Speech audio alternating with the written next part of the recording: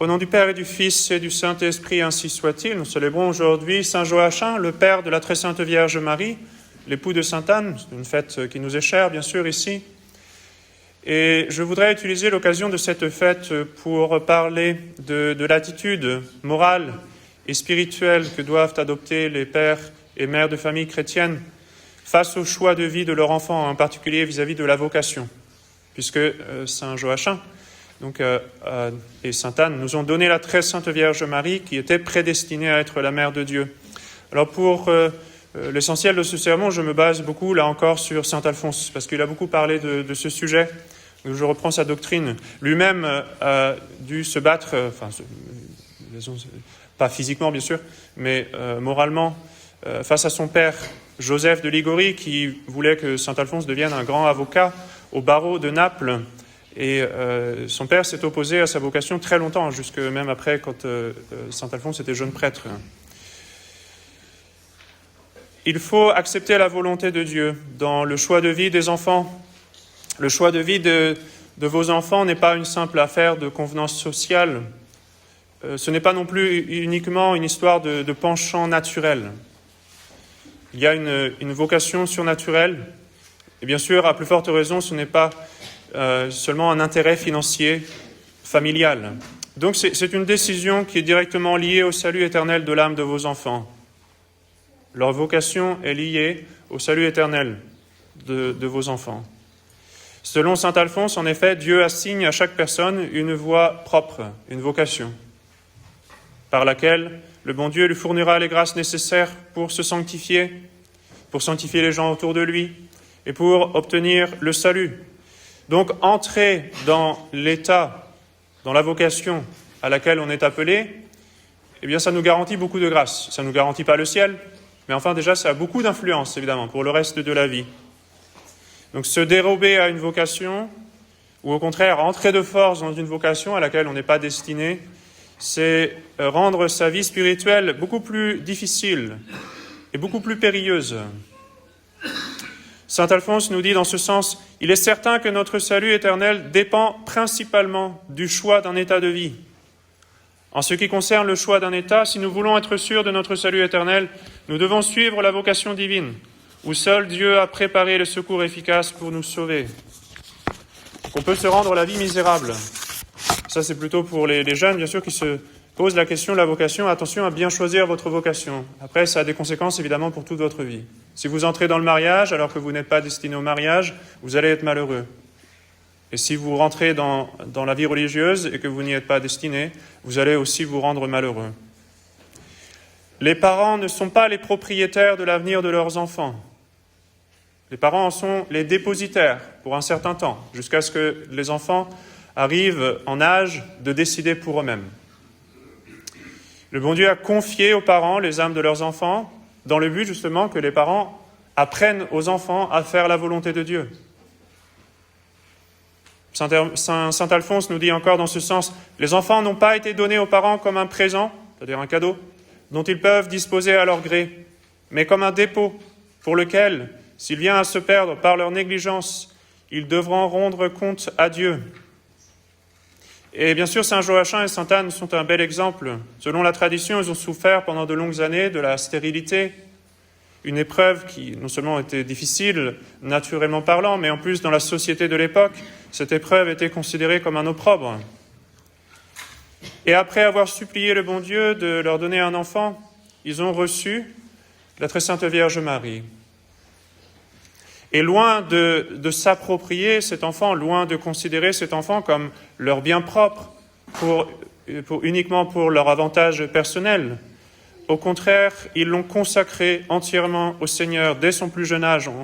On célèbre cela dans le mystère de la présentation au temple de la très sainte Vierge Marie, le 21 novembre. Et donc, par leur offrande généreuse, Saint Joachim et Sainte Anne nous ont donné la très sainte Vierge Marie, ont donné au bon Dieu la très sainte Vierge Marie, et sont en cela un modèle pour les parents chrétiens, pour apprendre à savoir remettre entre les mains de Dieu le destin de vos enfants. S'opposer à une vocation peut devenir un péché mortel. Saint Alphonse de Ligorie met en garde les parents. qui s'opposent à l'appel de Dieu chez leurs enfants. Alors, à son époque, il était dans une société qui était plutôt menée par des principes, disons, de noblesse et d'aristocratie et de bourgeoisie. Il était fréquent à l'époque que les parents fassent pression sur les enfants, en particulier les premiers de la famille, l'aîné, pour conserver un héritage, pour arranger un mariage avantageux, pour assurer le prestige de la famille. Donc il fallait absolument suivre telle ou telle carrière, même si l'enfant n'était pas du tout fait pour cela. Donc c'est vrai aussi, les principes que je vous donne sont vrais aussi pour le choix professionnel, bien sûr. Forcer un enfant à suivre de longues études alors qu'il n'est pas du tout fait pour cela, c'est un non-sens.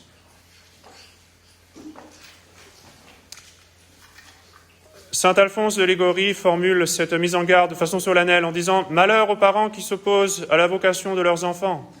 De tels parents commettent un péché très grave, en usant d'autorité humaine pour empêcher leurs enfants d'exécuter la volonté de Dieu sur leur vie. » Et nous avons des exemples, des bons exemples et de mauvais exemples dans la Sainte Écriture. Abraham est un exemple de résignation magnifique à la volonté de Dieu. Il avait mis toute son espérance dans son enfant, Isaac, non seulement des espérances humaines, mais même des espérances divines, les promesses de Dieu. Par Isaac devait lui venir une grande postérité et ultimement le Messie. Et le bon Dieu lui a demandé le sacrifice de ce fils. Et Abraham s'est exécuté. Il a obéi à Dieu. Vous savez comment le bon Dieu, au dernier moment, a retenu son bras. Mais c'est un exemple, justement, de ce sacrifice intérieur que les parents doivent faire des attachements à leurs enfants. Au contraire, le grand prêtre Élie, qui est différent du prophète Élie, ce n'est pas le prophète Élie. Le grand prêtre Élie est un mauvais exemple d'un père, parce que les prêtres à l'époque étaient mariés et avaient des enfants, d'un père trop attaché à ses enfants qui ne reprenait pas ses enfants comme il l'aurait dû. Donc par complaisance envers ses fils Ophni et Phinéas, il a laissé leurs fautes impunies sans redresser leur conduite. Ils ont scandalisé tout le peuple. Donc cela nous rappelle que la faiblesse, l'aveuglement ou la négligence chez les parents peuvent entraîner de graves conséquences devant Dieu. Les vies de saints nous fournissent beaucoup d'exemples de vocations qui ont été résistées parfois très fortement, très violemment, même par des parents chrétiens. Pensez à saint Thomas d'Aquin.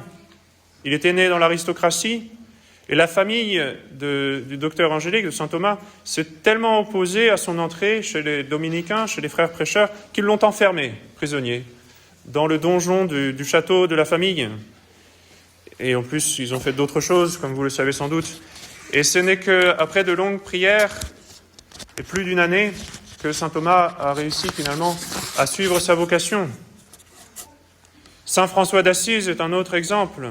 Son père, Pierre de Bernardone, qui était un riche marchand italien, a tenté par la force et même par des poursuites juridiques, il est allé jusqu'à l'évêque, pour détourner saint François d'Assise de sa vocation. Il est allé jusqu'à exiger que saint François lui redonne tous ses vêtements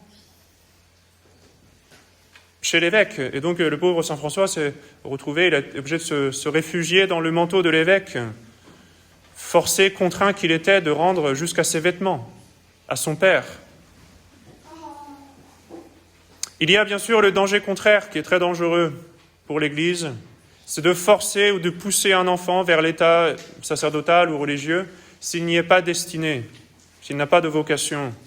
À l'époque de saint Alphonse, là encore, c'était un mal très répandu malheureusement, notamment chez les cadets de grandes familles, de la noblesse, qui étaient envoyés au séminaire ou au monastère, plutôt pour des calculs, là aussi, des calculs financiers ou avantageux, c'est-à-dire on voulait garder tout, préserver le patrimoine de l'aîné, et donc on envoyait autant que possible les autres enfants suivre une vocation.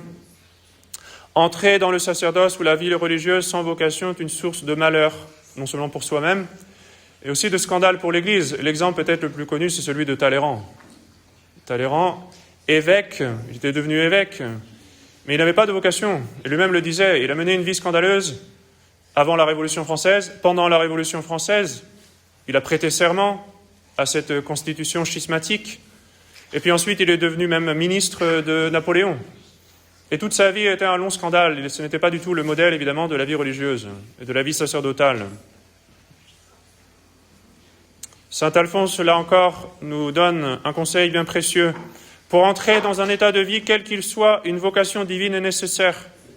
Car sans une telle vocation, il est sinon impossible, du moins très difficile, de remplir les obligations de son état et d'obtenir le salut. Les parents, bien sûr, peuvent encourager, doivent encourager, peuvent guider, et l'exemple de saint Joachim, certainement, aujourd'hui, nous parle beaucoup. C'est le cas aussi d'un autre fils d'Anne, le petit Samuel, dans l'Ancien Testament, le prophète Samuel. Sa mère, qui s'appelait Anne, qui était une figure de sainte Anne, était elle aussi stérile et a prié longuement pour obtenir des enfants. Elle a été exaucée et elle avait promis de consacrer son petit garçon au service du temple. Elle a tenu sa promesse, mais le petit Samuel lui-même s'est offert à ce service et est devenu ensuite prophète, le prophète Samuel. Autre point important, il n'y a pas de honte à quitter le séminaire ou le noviciat. Ça arrive quelquefois, il ne faut pas s'en étonner ou en être surpris. Souvent, ce sont des enfants qui sont très pieux, au contraire, qui veulent bien faire et qui pensent peut-être avoir une vocation, et puis se rendent compte que finalement, ils n'en ont pas. Il n'y a pas de honte à cela. Saint Alphonse insiste sur le lien direct qui existe entre la piété des parents et la réponse de leurs enfants à l'appel de Dieu. Parfois, les parents, dans un premier temps, peuvent même s'opposer à la vocation de leurs enfants, mais en fait, par leur enseignement, par leur exemple, ils ont prêché, ils ont appris à leurs enfants l'esprit de sacrifice. Et donc, quelque part, ils ont finalement été plus favorables à la vocation de leurs enfants que défavorables. Saint Alphonse nous dit dans ce sens, « Le bon arbre ne peut porter de mauvais fruits, ni le mauvais arbre porter de bons fruits. Nous apprenons de là qu'un bon père élève de bons enfants. Mais si les parents sont mondains, comment les enfants seront-ils vertueux ?» Alors bien sûr, il ne faut pas juger de la sainteté des enfants en fonction du nombre de vocations. La vocation reste quelque chose de gratuit de la part de Dieu. Ceci dit, ce qui est vrai, c'est que le contexte dans lequel sont élevés les enfants aura une grande influence sur leur réponse à cette vocation. Dans un foyer où on vit d'un esprit matérialiste, ou de vanité, ou d'amour du luxe, du confort, ou de négligence de la prière, évidemment, les vocations seront asphyxiées. Ou si, pour une raison ou une autre, aussi, il y a un déséquilibre. Si les enfants ne sont pas aimés ou ne sentent pas qu'ils sont aimés, ça aussi, ça va détruire des vocations. Sainte Thérèse de Lisieux, elle mentionne bien le fait qu'elle a aimé le bon Dieu parce qu'elle avait un père qui était bon pour elle.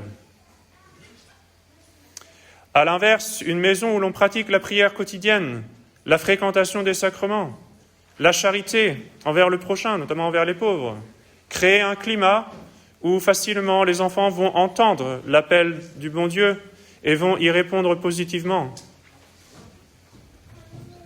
Donc juste par l'ambiance, disons, du foyer, par l'exemple, les enfants ne se contentent pas évidemment des paroles de leurs parents, ils voient aussi ce que leurs parents font, ils sont très observateurs. Et quand ils voient leurs parents se contenter de ce qu'ils ont, quand ils voient leurs parents résignés à la volonté de Dieu, quand ils voient leurs parents pratiquer le sacrifice, la générosité, c'est très facile ensuite pour les enfants de faire pareil.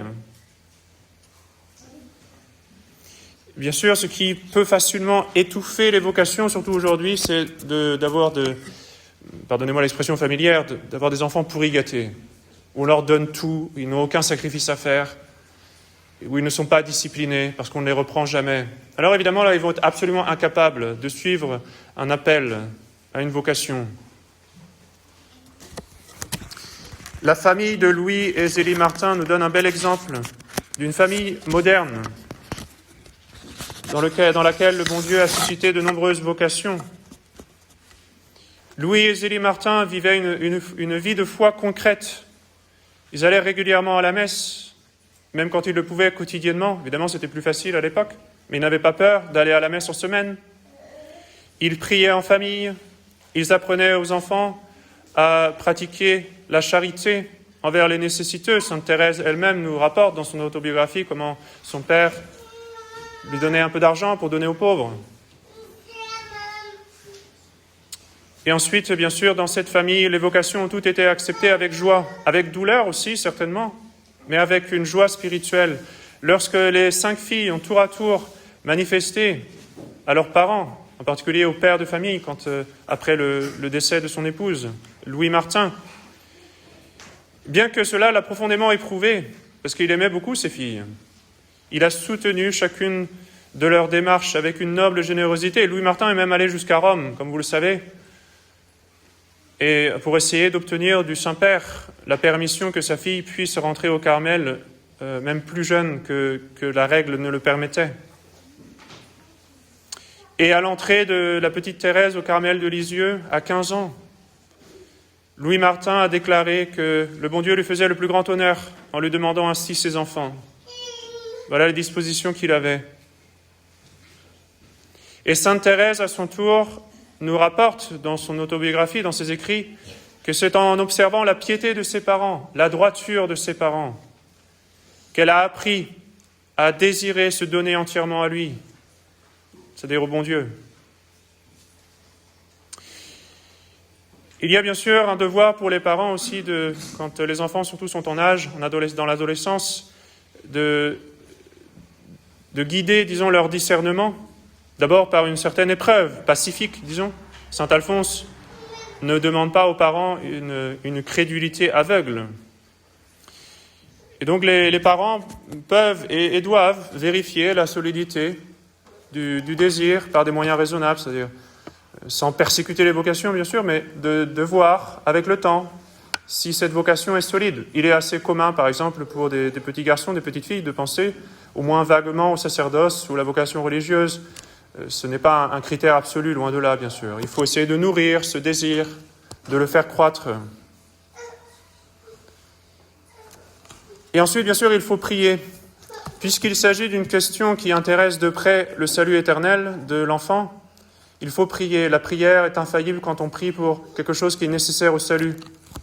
Et saint Alphonse nous dit que celui qui prie se sauve, celui qui ne prie pas se damne. Et donc en particulier, c'est vrai, bien sûr, pour la vocation. Les enfants doivent ensuite être dirigés vers un prêtre sage et prudent qui pourra les éclairer, qui pourra les aider dans ce discernement, sans chercher à influencer ce prêtre, bien sûr, dans un sens ou dans l'autre. La question des vocations, c'est parfois une question difficile, évidemment, pour les familles, même des bonnes familles catholiques. Et on a dans l'histoire des saints beaucoup d'exemples dans ce sens. Saint Alphonse lui-même, on l'a mentionné, saint Thomas d'Aquin, saint François d'Assise. On aurait pu également parler de sainte Barbe, de sainte Claire, de saint Stanislas Kostka, de sainte Jeanne de Chantal. Elle, c'était plus vis-à-vis de ses enfants même. Saint Louis de Gonzague, sainte Rose de Lima, saint Bernard, saint Jean Bosco, vis-à-vis de son grand frère, sainte Brigitte de Suède, etc. Beaucoup d'autres encore. Je voudrais terminer en vous développant un peu l'exemple de saint Stanislas Kostka.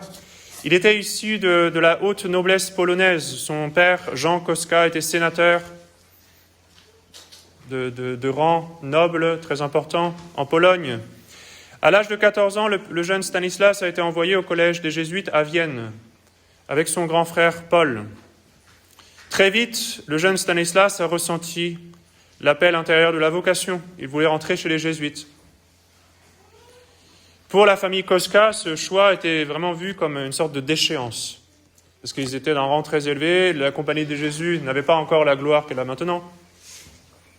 Et donc l'entrée chez les Jésuites, pour eux, ça signifiait renoncer au rang, renoncer au patrimoine, renoncer à toutes les carrières illustres que le jeune Stanislas aurait pu embrasser.